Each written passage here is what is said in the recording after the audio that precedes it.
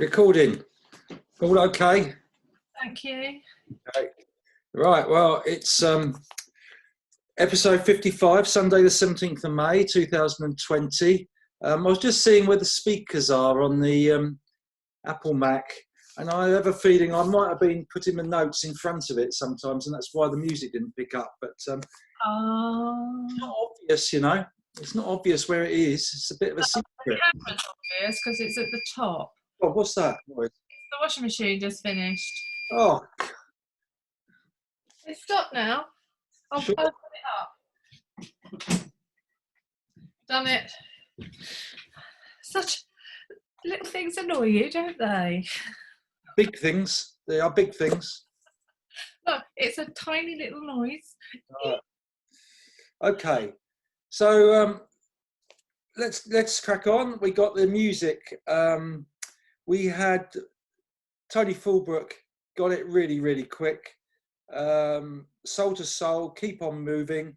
The link was with David Soul the day before of Starsky and Hutch fame. So that was the link. And of course now what people are doing, they're trying to second guess what. Yeah, they're trying to preempt what you're going to do next with the link. Yeah. Start a new link after this one. So I don't think they failed to get one yet, have they? No, they haven't. One of them they took a little while, but I think they got it there in the end, didn't they? With a little bit of help. What I should have done in the first place is had grades 1 to 5, and if it's a level 1,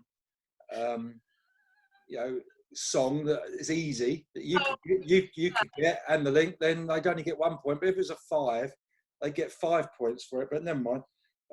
This, if we were doing that, must be, I reckon, a 3 or a 4 probably. So, yeah. Go on then, get on with it. Oh, I think I'm set up.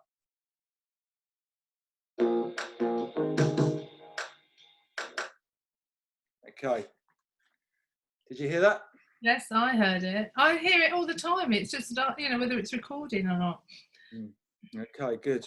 Excellent. Right.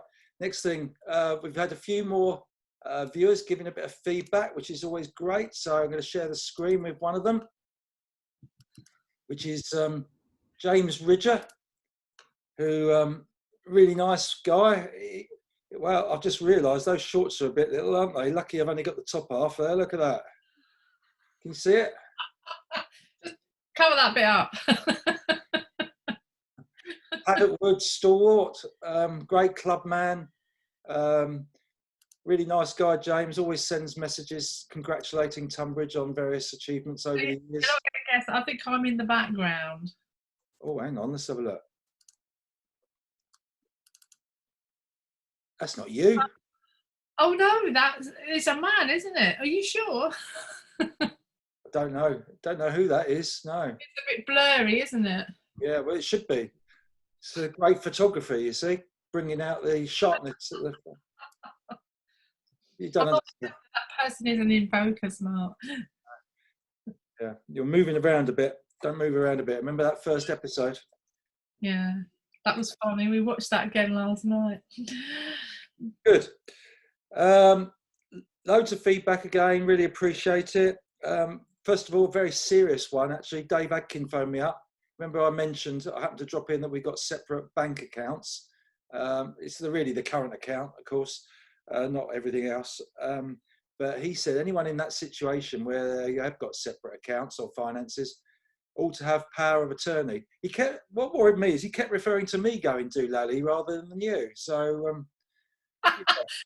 Well, I think most people think I'm doolally anyway, so you're all right, you're safe. But in a sense, every single account, even like now, like the water account is in both of our names, so both of us can deal with it. I think it's when I used to deal with everything at home, everything changed to my name and you weren't on it, and that makes it really difficult. They won't talk to you unless you're the account holder. No. Control your hands, please. Stop banging the desk. Sorry. It's a bad habit you got there. Yeah. Well, last time you couldn't actually hear me banging the desk. No. But I can. It's putting me off. It's throwing me out. You know. Viewing figures, I noticed because I put starting to struggle, they went up. I reckon there's a bunch of vultures out there waiting to swoop, you know. But I was all right yesterday.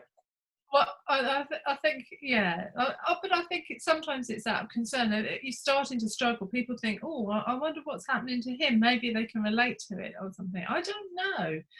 I mean, I'm very chirpy most of the time, which is bloody annoying, isn't it? Well, yeah, I mean, it was only over this. It wasn't generally too much. A bit down. That was it. Nothing too bad. But I've decided if we're having a bad day or production's difficult, I'm just going to put out a really short one with the music for the music fans and a little message or something like that. Do that. If it comes to it, I think yesterday ended up the longest one yet. I think it's because we got caught up with everything else. Anyway, get on with the reviews. I'm going to try to keep my hands still and the rest of my body still while you do it. Steve Fury started off the sliding doors moment. I think he's tantalising us because he mentioned whether he got on a flight in the USA to go to a race, as he got invited to. But I'm on tenterhooks because I don't know what happened. I don't know what would have happened either way, what the significance of it was. He hasn't. The other alternative was coming back to the UK, but I mean, how did it affect his life, though? That's what we want to know, isn't it? I don't know. That's only he can tell us. Exactly. That's what we're waiting on, Steve. Yeah.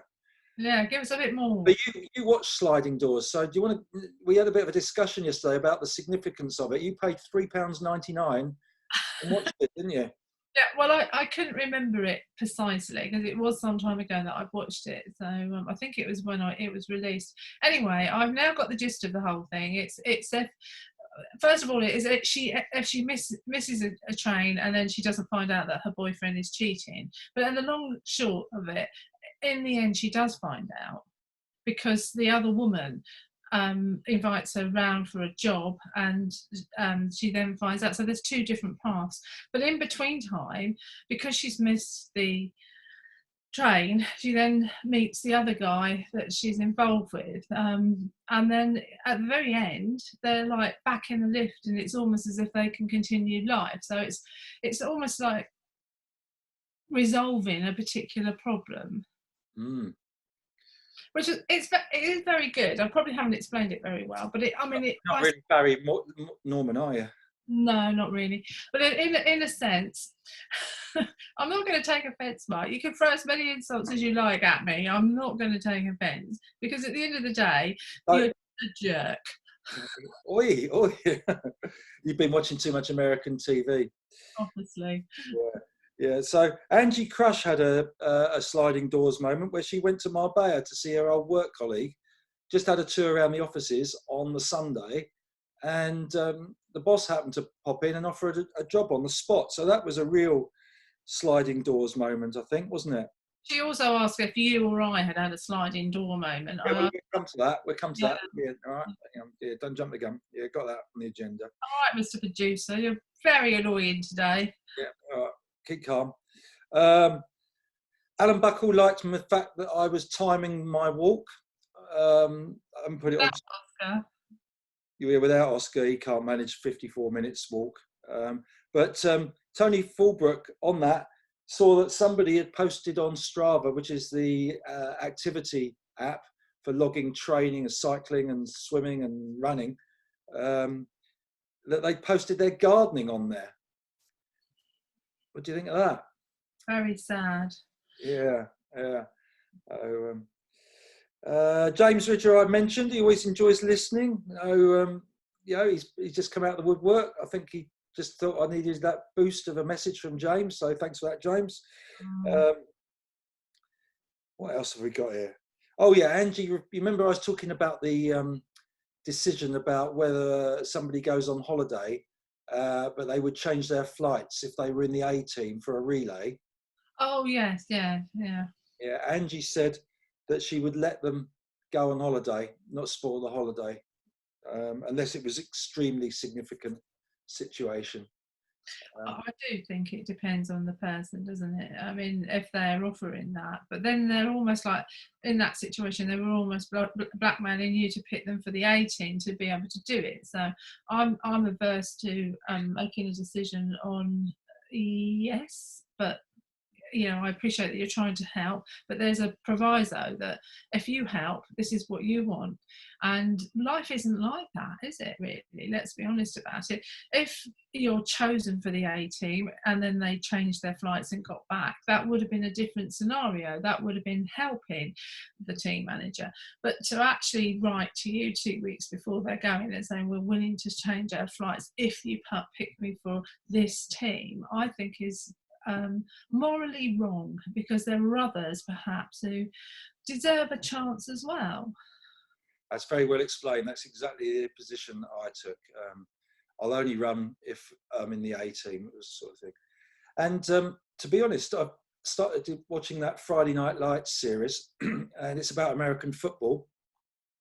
And one of these scenarios was thrown up, and I've got plenty more, but this one I'll talk about it now, and you can tell me what you think, because this team were really, the whole town was really excited, all getting behind I think it was a high school team, but American football was massive, so shops closed, everything, the whole town goes to watch the match, etc.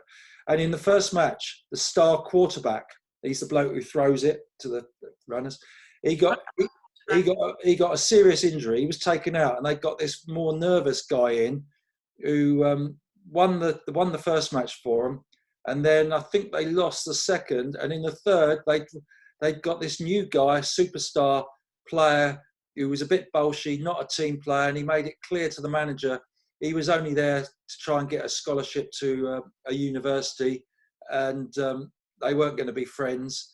And in the end, they started playing he had to make a decision whether to play that guy who was all the locals seemed to want, local radio and everybody else want, or the guy that he liked the most, who was trying really hard for the team.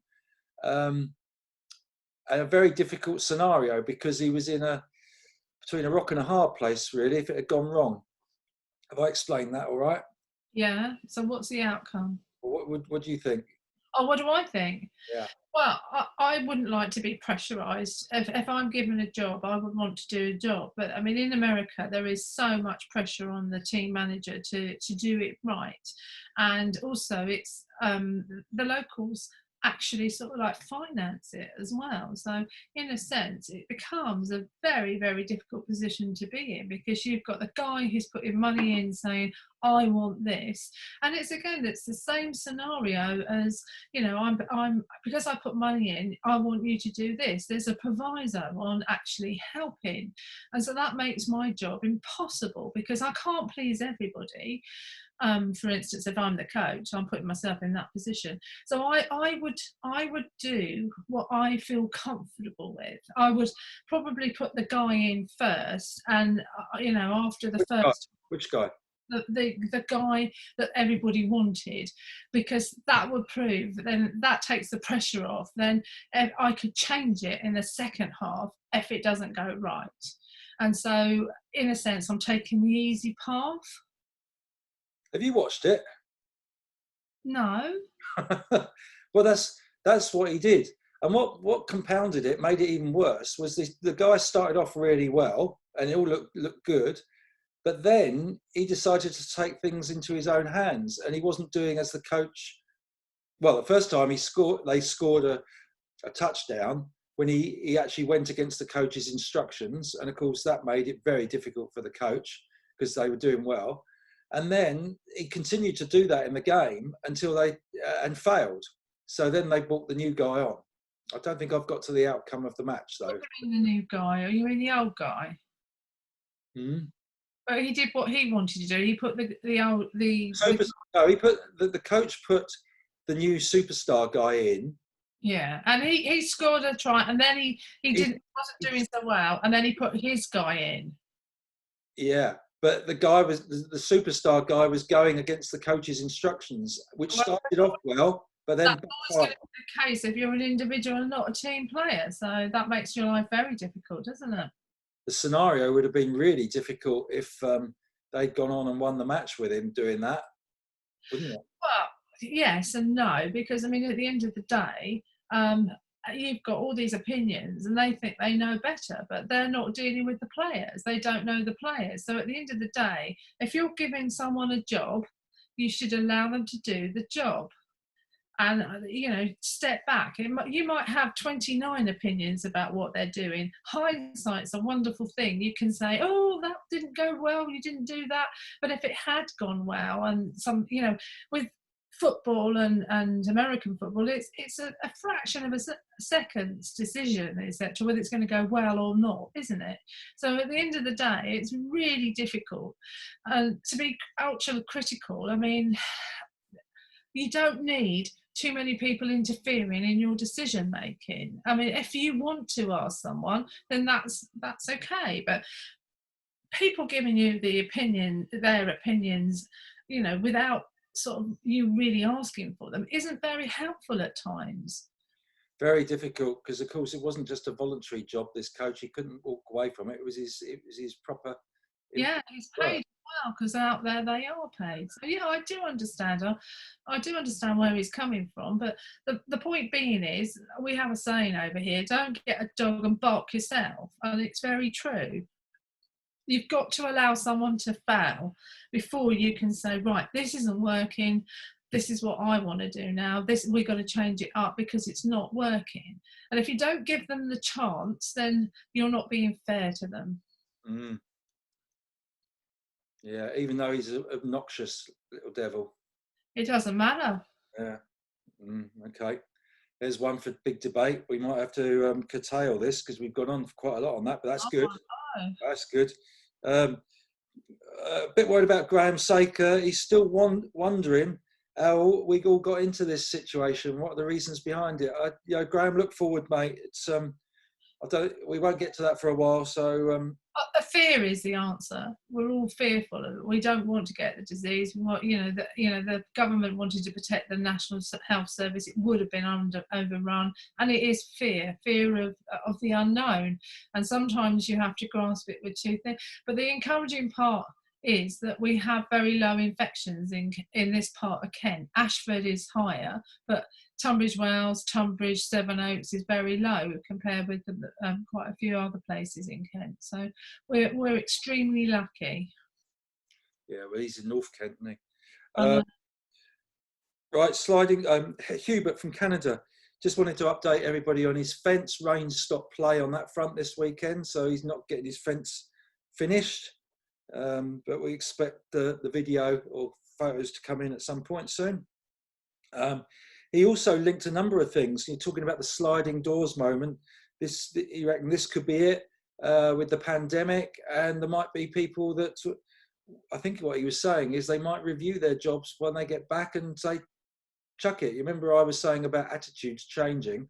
Yeah, I honestly think sometimes it takes something like this to sort of like reflect on where you want to go, what you want to do. I mean, if you're extremely lucky and you've got a job that you love, then it's okay. You'll go back, won't you? But if it's something that you don't particularly like, or you've got somebody that makes your life miserable when you're doing the job, then I think you will reflect and think, gosh, do I really need to do this here? Yeah, definitely. Yeah.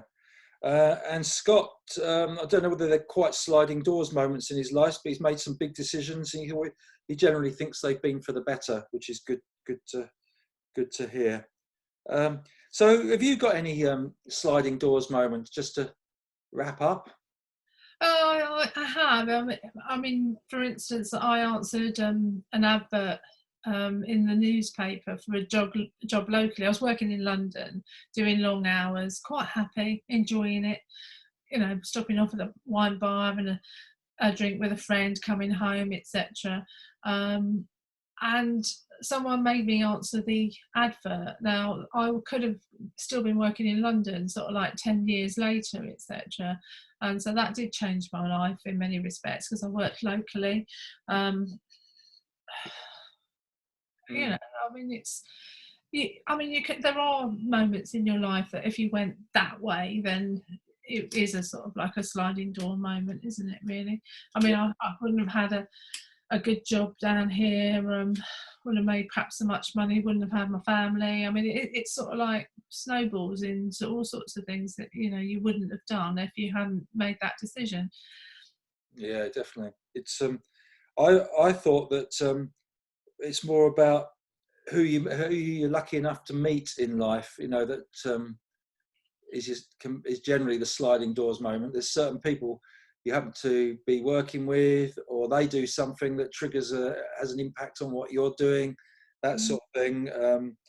You know, there's quite a lot has happened to me over the years like that, where somebody's come into a company, I've then moved divisions with them, then the company that division was going to be sold, and I happened to be there at the right time in the right place, working with the right people, that sort of thing.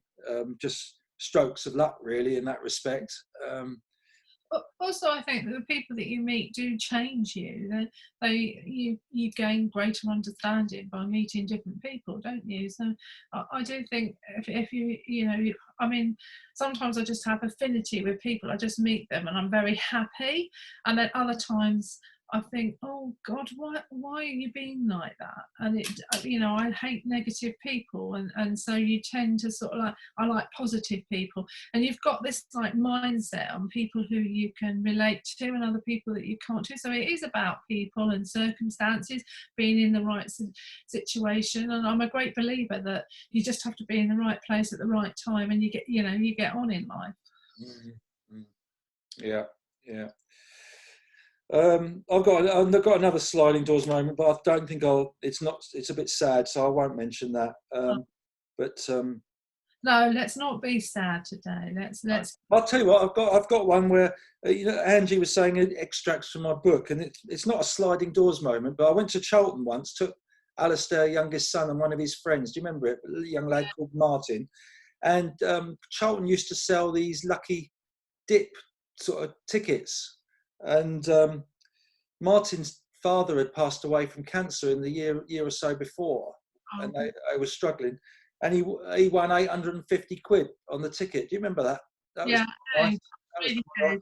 Just bought them a ticket each. Yeah, it was good. It was good. So, but it just shows how nice you are, because you didn't say, "Oh, I brought that ticket. That's my money." You let him keep it.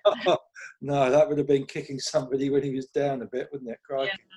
Yeah. Well, you see that to me, it sort of like solidifies the fact that I like you quite a lot. That's the sort of thing. I didn't nick the 850 quid off him.